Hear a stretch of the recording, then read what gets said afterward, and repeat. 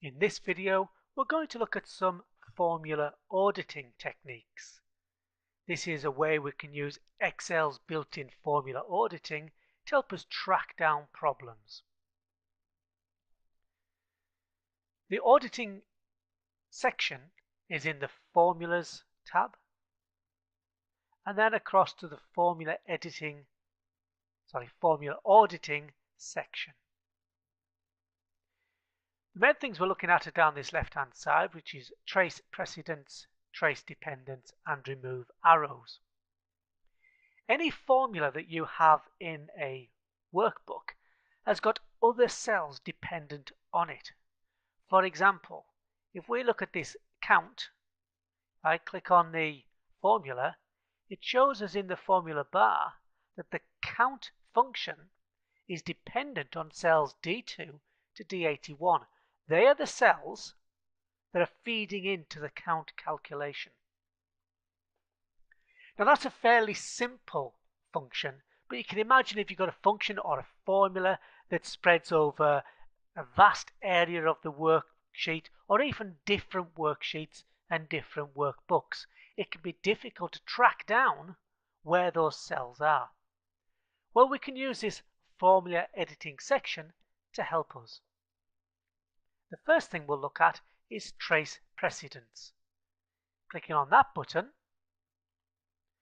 shows us which cells, by virtue of the blue arrow and the highlighted blue section, that might be difficult for you to see, but it goes around all the cells D2 to D81. It shows us which cells feed in to that formula. We can then click remove arrows. We'll try that again for the average. Selecting the average, let's see which cells feed into it, which cells are precedents. And again, we can see it's all those cells that are highlighted. Because there's a large number of cells there and they're all in one lump, that's a little bit difficult to see. But now we've got the basics, we can move on a little bit. Remove arrows. Let's have a look at the functions we've got down here, or the formulas. We've got the difference between the maximum and the minimum. We're not sure which cells feed into it. Yes, we can look at the formula bar, G8 minus G9, but those cells could be all over the place. So we can use the formula auditing section to track them down for us. We simply select trace precedents. And that shows us the two cells that are feeding in to that formula. Remove arrows. Let's try the difference between the average and the maximum. Again, we'll trace precedents and it will show us which cells are feeding in to that result. We can do this the other way around. We'll remove the arrows. Let's look at which cells are dependent. If I select cell D5 and then trace dependents, it shows us that all these functions, all these formulas or results are all dependent on that one cell. This one cell feeds into all those different formulas and functions. We'll remove the arrow. Let's try the maximum. If we click on there and then trace dependent, it shows us that two results are dependent on that one cell. So it's the inverse of what we started with. Remove the arrows. What we can also do is error checking. Now hopefully you can see that we've got an error here already on the worksheet. But imagine massive worksheet, massive workbook. It can be quite tricky working through it all to see if there's any errors. So we can use this error checking section to work through the workbook for you and highlight any errors. Simply click the button and it works through the errors. It's found an error. It's telling us the error is in cell F15. There it is, F15. It tells us the type of error. It's an invalid name error. The formula contains unrecognized text.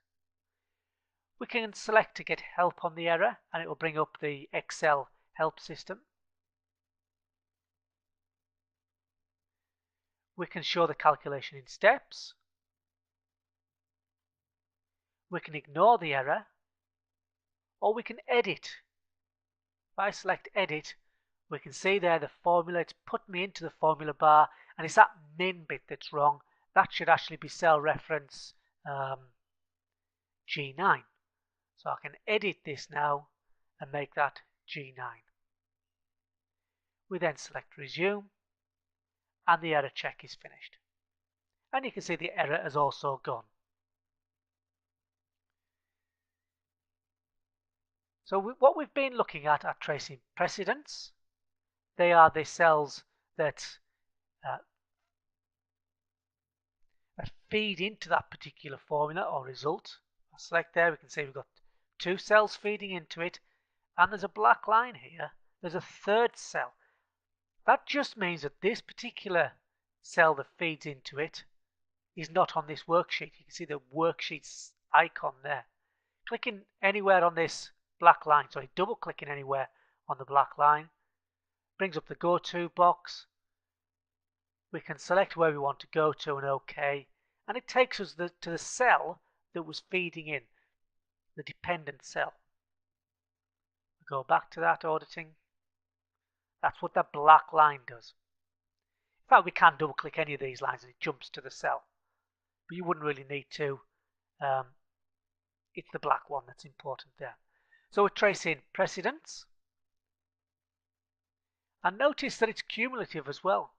So I've clicked that twice. What happens is we find the precedence of the first cell, which highlights all the cells that feed into it.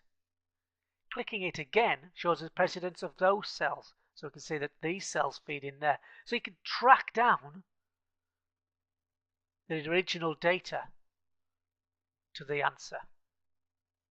That's precedents, remove arrows, dependents.